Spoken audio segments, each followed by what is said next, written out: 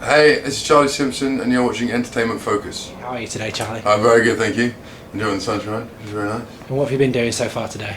Today, well, I've been waiting to have a meeting about the next video with the directors because the guys that shot the Down Down Down video, I got on with them really well and so decided to use them second time.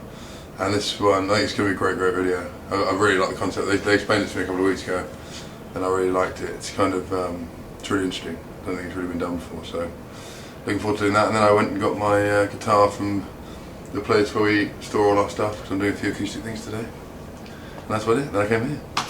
So obviously you're promoting your debut solo single, Down Down Down. Tell us a bit about the track. It was one of the first tracks we written for the album. Wrote it back January last year. And I think it's the reason I went for it as a first single is because it's quite a nice representation of what is to come on the album. And last year when people were asking me, like, you know, what's your solo stuff like, if they asked me to put a track on, I just naturally gravitate towards putting that track on first. So I think it's a nice representation of the record, and yeah, it's one of the first ones I wrote as well.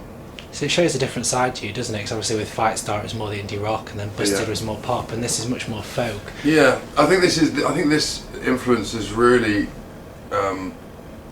goes back to the stuff I used to listen to when I was a lot younger, you know, that my dad used to listen to, and you know, and I used to be driving around with my dad and he'd put the records on, you know, stuff like Jackson Browne and you know, the Beach Boys, and you know, I've always loved big harmony records, and especially there's some of those 70s records, just they nailed it so much, and you know, I think you're always subliminally influenced by the stuff that your parents play as a young child. I mean, I was about 7 or 8 when I started listening to, you know, hearing that kind of stuff, and it just stuck with me throughout my life, and so I think that's the side of me that's coming out on this record.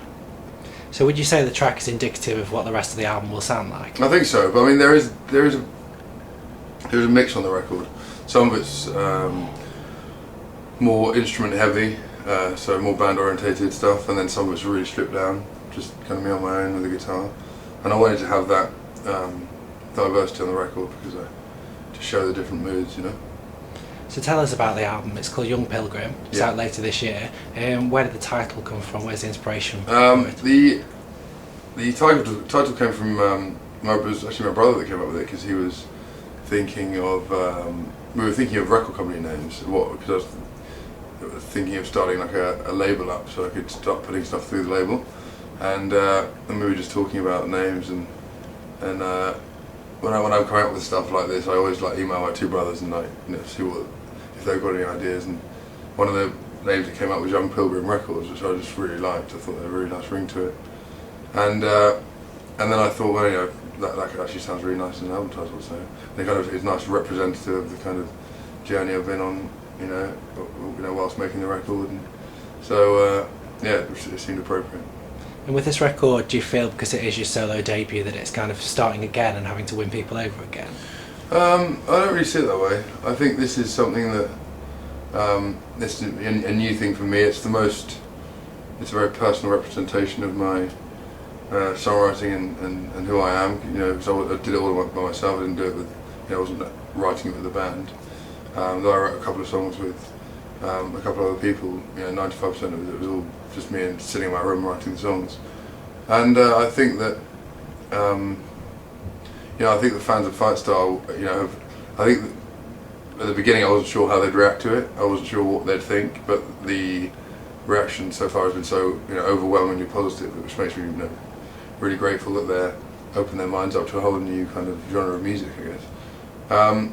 But as far as the outside world goes, I think, you know, I think that it's a very honest record, and I think people will either take to it or they won't, you know, like they would with any other artist.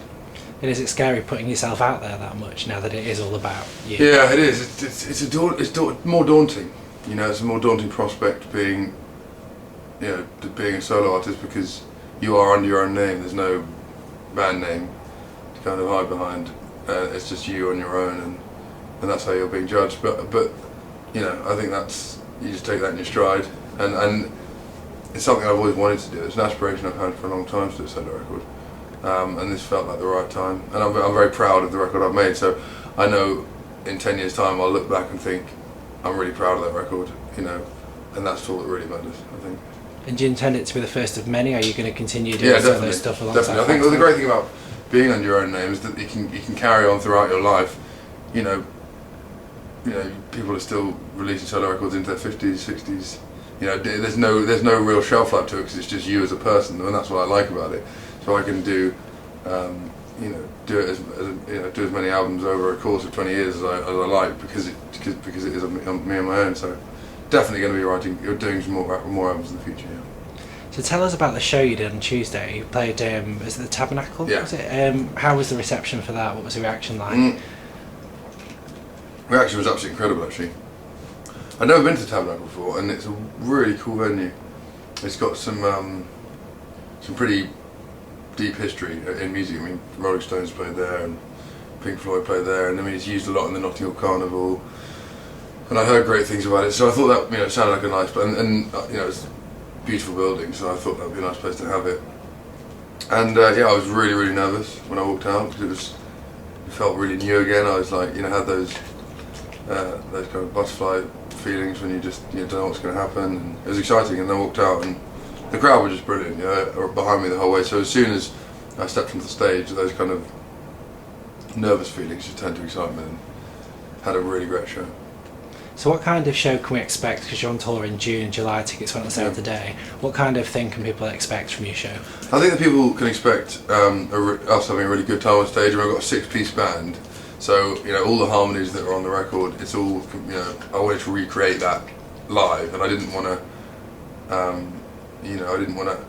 have to miss out on some of the instrumentation going on. I wanted it all there, so I made sure I got the full band. I've got a big 6-piece band, and they're all brilliant guys. So I'd expect a big sound, lots of vocals going on, lots of harmonies, and just a lot of fun on stage, man. We just had a great time. And have you got any feedback on your record from the other members of Fightstar? Yeah, no, they really liked it. I saw them last night, and they were saying how much they liked the stuff they've been hearing. So yeah, it's cool. And they're doing 2 of them are doing a project called False Flags, which I heard last night for the first time, and it's really good. It's kind of like electronic, a bit like Air, like Daft Punky kind of stuff, but slow and kind of brooding, big bombastic jump. Sounds really good. So I mean, it's great. We've all been very supportive of what each other are doing. It's good. So it should be pretty interesting when you get back together after the hiatus, because you'll all be doing such different things. Yeah, that's cool though. I think that's great, and I think a lot of bands, are able to just go away and do other things, and I think that's important. I mean, I think that's, as a musician, you're always striving to do, to push yourself, and I think that, as I say, this solo album was something that was very important for me, and it had to be at the right time, and this felt like very much the right time because, I felt kind of burnt out after the last Fightstar record, and I thought I needed a new creative outlet, and I, as you say, it's daunting. Deciding to go out on your own is a big decision in a way because, it's very important that you get it right, and as I say, I'm glad that I can hand on heart say I'm very proud of the record I made, and I can't wait to share it with people. So what else have you got planned over the course of the year in support of the record? Well, we're going to be doing a couple of festivals, which I can't mention now, but if you checked on my website, charliesimpsonmusic.com, then they'll be going out there pretty soon. They're just being confirmed at the moment, and then we'll be doing some more dates at the end of the year. But I think it's really just getting out to play as many people as possible, play to as many people as possible, and then I'd like to, next year maybe take it to an international audience, try and release in Europe and Japan, and just try and share it with as many people as possible. Really. So last question, probably the most difficult question I'll ask you because it's like picking between your children, I guess. But what's your favourite track on the record? Have you got the at the moment? There's a track called Sundown. It was the last song to go on the record, and it's actually we're giving it away as part of a free EP on the website at the moment. And it was really interesting because I'd finished the record and I love the record as it was, but I just wanted something that was really stripped down, and I didn't feel like that was on the record in the way I wanted it to be. So I just sat down and wrote the song, and it's funny, it was the last one that went on last minute, literally only had days to go before we had to master it and get it finished, and I wrote the song, and I love that, so I think that's my favourite at the moment. But it's weird with albums, I mean, they change almost on a monthly basis, and when you're touring they can change on a daily basis. I think a lot of the time the favourite track you have is the one that you enjoy playing the most, and at the moment that's the one I enjoy playing the most.